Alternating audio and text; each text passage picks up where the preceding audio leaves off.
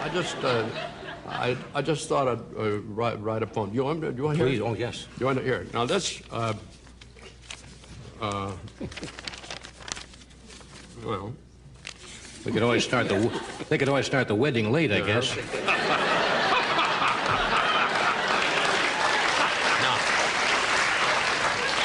Now, the title of it is Bo. That's the name of the dog.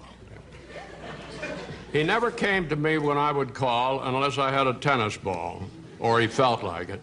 But mostly he didn't come at all.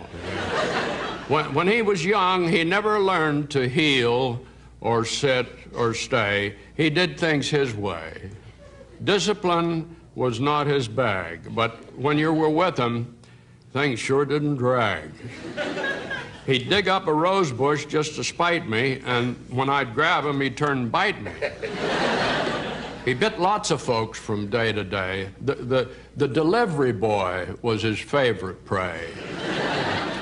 The gas man wouldn't read our meter. He said we owned a real man-eater. He set the house on fire, but the story's long to tell. Suffice to say that he survived and the house survived as well. And on evening walks, and Gloria took him, he was always first out the door. The old one and I brought up the rear because our bones were sore. And he'd charge up the street with Mom hanging on. What a beautiful pair they were. And if it was still light and the tourists were out, they created a bit of a stir. But every once in a while, he'd stop in his tracks and with a frown on his face, look around. It was just to make sure that the old one was there to follow him where he was bound. We're early to bedders in our house. I guess I'm the first to retire. And as I'd leave the room, he'd look at me and get up from his place by the fire. He knew where the tennis balls were upstairs, and I'd give him one for a while, and he'd push it under the bed with his nose, and I'd dig it out with a smile. But before very long, he'd tire the ball, and he'd be asleep in his corner in no time at all. And there were nights when I'd feel him climb upon our bed and lie between us, and I'd pat his head.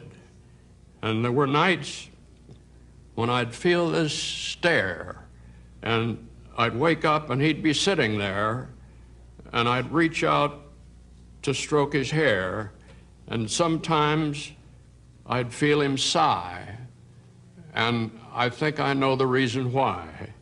He'd wake up at night and he would have this fear of the dark, of life, of lots of things, and he'd be glad to have me near. And now he's dead.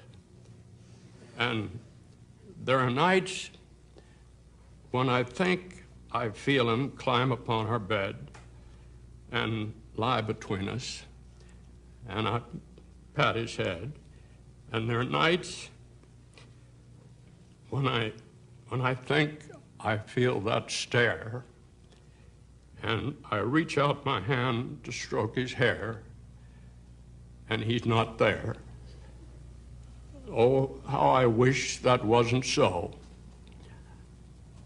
I'll always love a dog named Bo.